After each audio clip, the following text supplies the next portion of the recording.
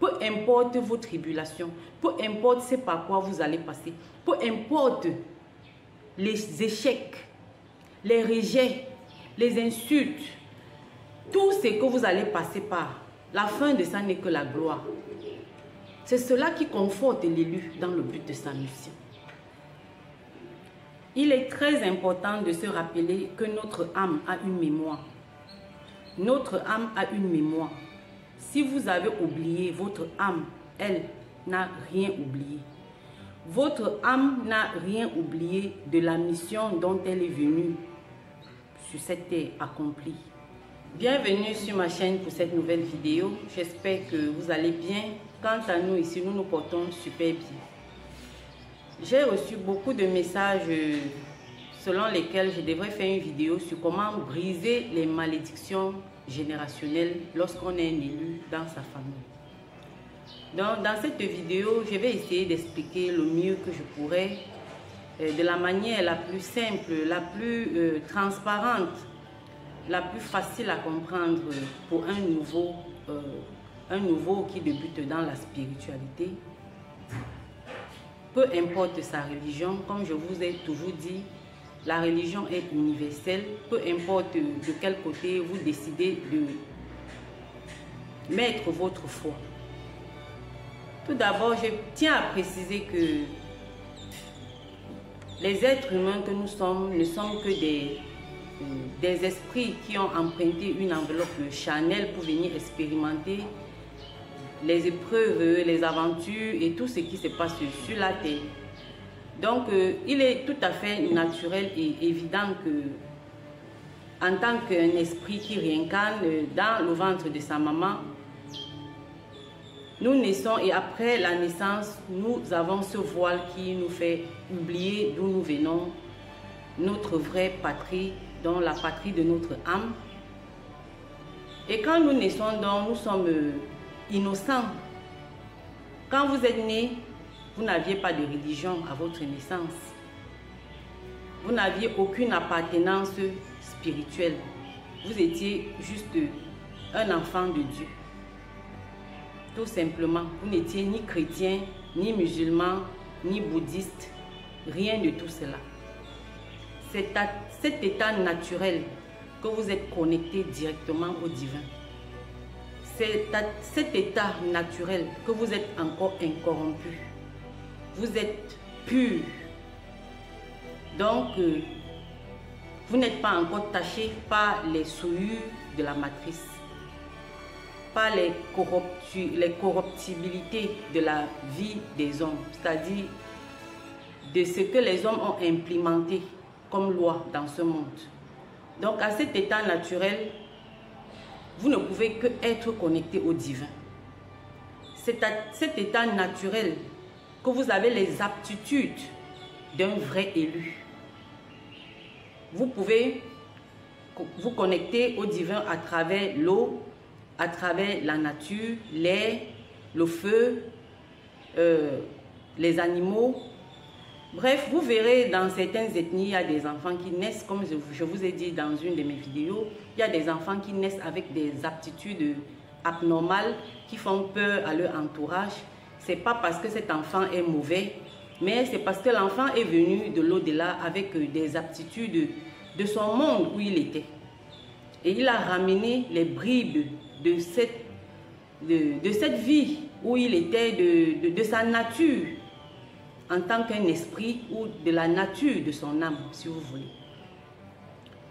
Donc, arrivé dans ce monde-ci, cet enfant peut avoir des aptitudes qui sont complètement supérieures ou différentes des aptitudes des autres enfants. Ça ne fait pas de lui un enfant mauvais, ça fait plutôt de lui un enfant différent, un enfant connecté à la divinité. Et le plus souvent, ce genre d'enfant qui vient étant très petit à ce genre d'aptitude, c'est un enfant qui a un très fort appel spirituel. Et donc, du coup, étant petit, ça se manifeste par tout cela, les voyances, la sensibilité à se connecter au spirituel, la sensibilité à ressentir des choses, à voir même des choses que d'autres personnes ne voient. ne peuvent voir. Question que vous avez posée, comment briser les malédictions générationnelles de sa famille? Déjà de 1, il faut vous débarrasser de toutes les idées que vous avez conçues. Il faut faire tout ce que vous pouvez pour revenir à la nature, c'est-à-dire revenir à vous-même, à l'état pur que vous étiez lorsque vous êtes venu sur cette terre. Débarrassez-vous de toutes les croyances que vous avez reçues. Débarrassez-vous de tous les concepts que vous aviez reçus. Puisque si aujourd'hui vous ne pouvez plus écouter la nature, vous ne pouvez plus vous connecter au divin, c'est parce que vous avez été corrompu. Vous avez été corrompu par les systèmes de ce monde. Vous avez été corrompu par ce qu'on vous a enseigné et qui a souillé votre vraie nature. Puisque au début, vous étiez connecté au divin, vous causiez avec les arbres, les animaux, les feuilles, l'eau. Vous étiez vous étiez interconnecté avec la nature. Qu'est-ce qui s'est donc passé entre-temps pour que vous perdiez toutes les aptitudes que vous aviez? Ça, c'est la question que vous devez vous poser. De 1, vous devez apprendre à vous reconnecter à la nature. Cherchez un endroit calme. Asseyez-vous, videz votre esprit, essayez de méditer, essayez de ressentir tout ce qui se passe à l'intérieur de vous et aussi à l'extérieur de vous. Faites cela de manière régulière, en respirant, en inspirant, en expirant, et vous allez sentir comment vous vous relaxez. Après cette première étape, vous pouvez maintenant passer à la libation. Qu'est-ce qu'on appelle la libation? La libation, c'est notre culture, c'est-à-dire revenir à notre source, nous reconnecter à nos ancêtres, nous reconnecter à nos voies d'avant, à nos bonnes voies d'avant. Parce que je précise bien à nos bonnes voies d'avant, parce qu'il y avait aussi des mauvaises voies. Donc, pour faire une libation, vous vous levez très tôt le matin chez vous. Pieds nus, vous vous dirigez vers votre porte centrale avec une bouteille d'eau. Et vous allez parler, vous allez dire, vous allez prononcer votre nom. Si vous appelez, vous dites je m'appelle telle, fille de telle et de telle, née, telle date, vous donnez votre date de naissance. Parce que votre date de naissance est liée aux guides et aux anges qui vous ont accompagné sur cette terre. Donc c'est très important de donner votre date de naissance. Quand vous donnez votre date de naissance, vous allez appeler vos ancêtres. Si vous êtes chrétien, appelez à Jésus, appelez à vos anges, parce que même chez les chrétiens, il y a des anges. Si vous êtes musulman, appelez à Allah, Hamdoulillah et tout ce que vous savez de votre Coran. Vous appelez, et si vous êtes un kémite, comme moi par exemple, je vais appeler à mes ancêtres. Je vais dire, moi, Bess, fille de tel et de tel, j'appelle à mes ancêtres, connus et non connus. Si je peux me rappeler de certains noms de mes ancêtres, je vais les appeler et je vais me présenter, je vais les dire, je suis là, je reconnais aujourd'hui que j'ai besoin de vous. J'ai longtemps erré sans connaître ma mission. Aujourd'hui que je connais ma mission, j'ai besoin de vous pour m'aider. Je sais que vous êtes de l'autre côté, vous me regardez. Je verse un peu de cette, je bois d'abord un peu de cette eau et je verse un peu au sol. Pendant que je verse un peu de cette eau au sol, je leur dis, prenez un peu de cette eau pour vous revigorer la gorge et que en prenant un peu de cette eau, ça puisse vous donner aussi la possibilité de me bénir, de me donner la force dont j'ai besoin. Vous parlez ainsi à vos ancêtres. Et le mieux, c'est de parler en votre dialecte. Parce que vous n'avez pas encore compris que le dialecte que vous voyez là est très spirituel. Quand vous parlez ces genres de choses avec votre dialecte, ça a une connotation encore plus sérieuse, une connotation plus spirituelle. Donc quand vous finissez de parler ainsi à vos ancêtres, vous leur dites ce que vous voulez, vous avez besoin d'eux, qui commencent à intervenir dans votre vie, vous avez besoin de marcher sous leur guidance. Je vous assure, si vous pouvez faire la libation au moins une fois ou 2 fois par mois, la 3e étape que vous allez constater sera vos rêves. vous allez constater un changement drastique dans vos rêves. Vous allez commencer à constater que vous avez des flashs. Tout ce qui vous arrivera dans le futur, vous aurez la possibilité de voir cela dans vos rêves. Parce que à partir du moment où vous avez accepté la guidance spirituelle de votre supérieur, si vous voulez, si vous êtes chrétien, Jésus, si vous êtes kémite de vos ancêtres, si vous êtes musulman de Allah ou de Mohamed, vous allez commencer à recevoir une guidance spirituelle qui va vous guider vers votre but, vers votre mission de vie, vers votre mission d'âme. Et si cette mission d'âme est en corrélation avec le brisement des schémas familiaux et tout ce que nous avons discuté dans l'ancienne vidéo, vous verrez, vous allez être guidé. Vous n'aurez pas besoin de stresser, de souffrir. L'univers conspirera en fait de sorte que vous puissiez briser tous ces schémas répétitifs sans même vous en rendre compte.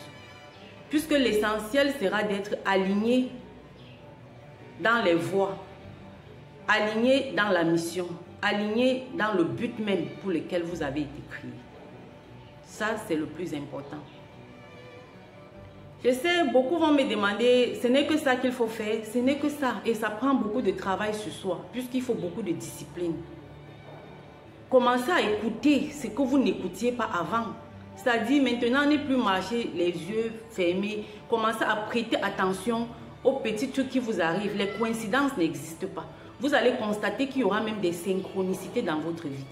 C'est-à-dire, il y a des choses qui vont arriver en même temps que certains et vous allez même vous poser des questions. Mais pourquoi ceci et cela?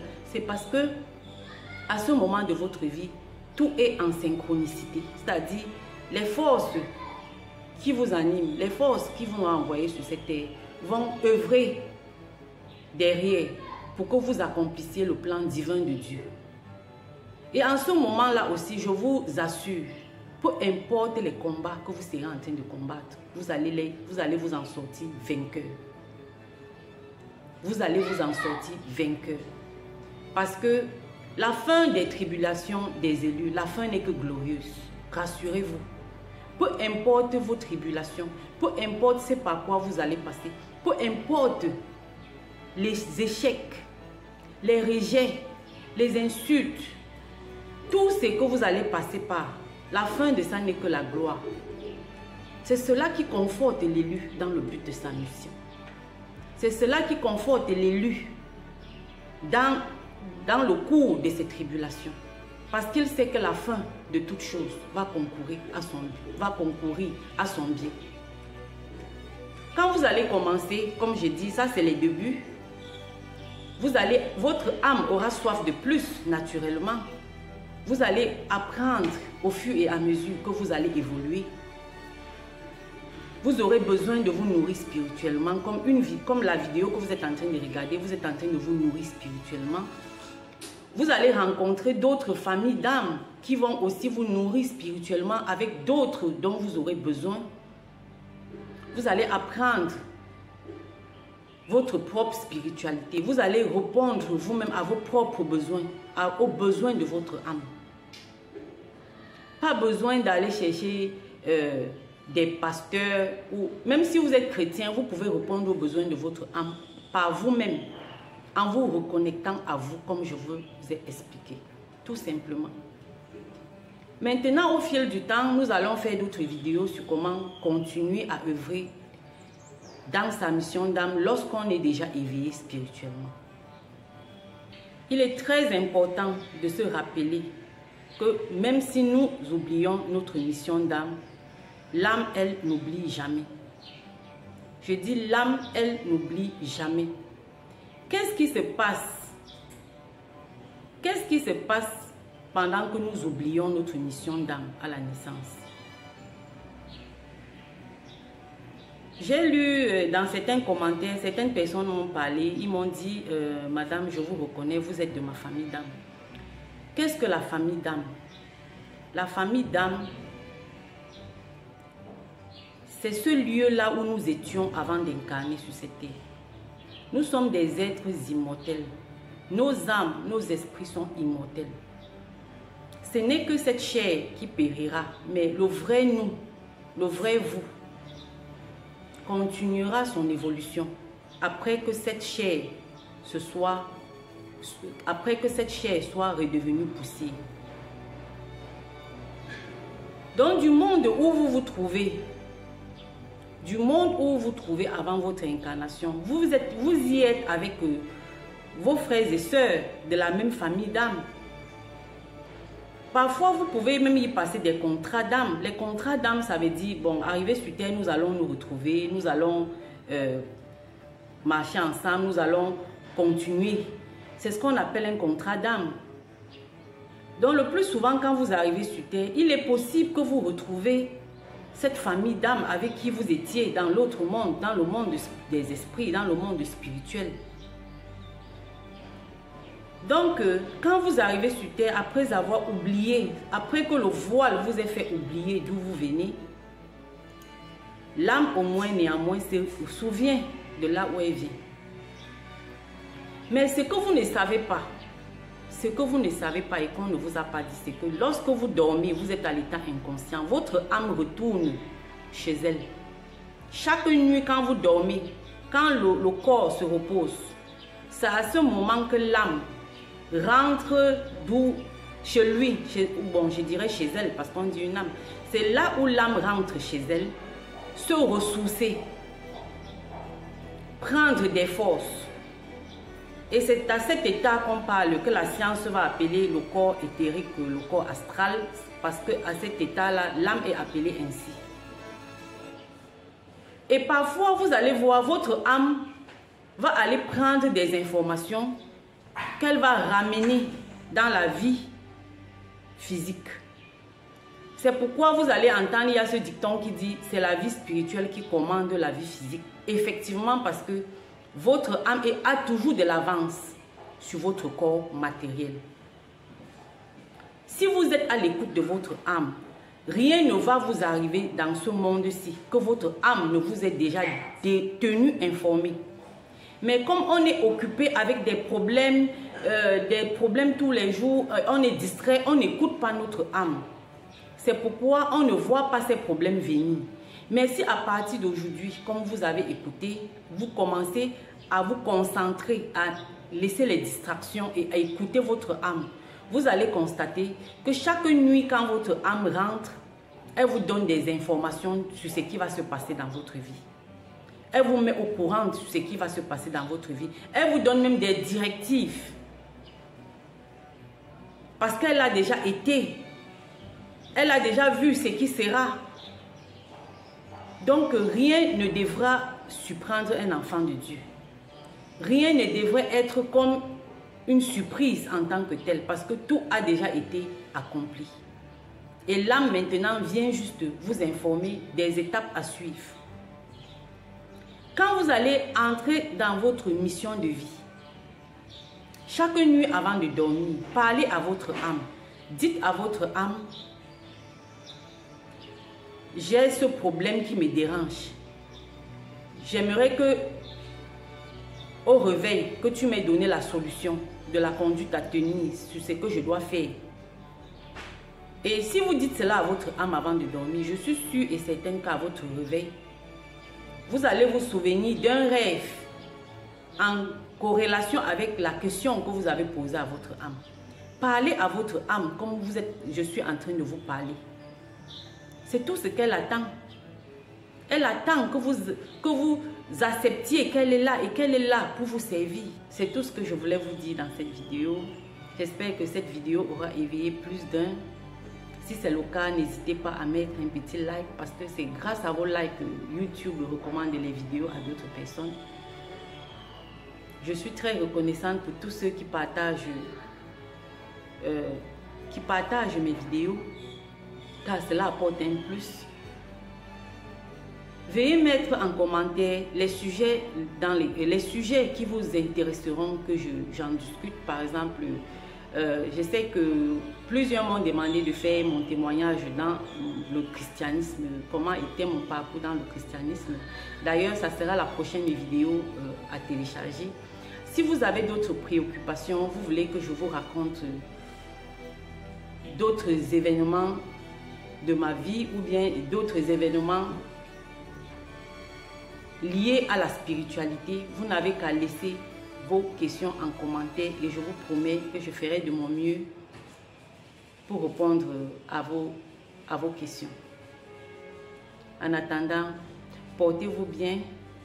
J'ai été ravie d'être encore une fois de plus avec vous dans cette vidéo. On se retrouvera très bientôt pour une nouvelle vidéo. Bye!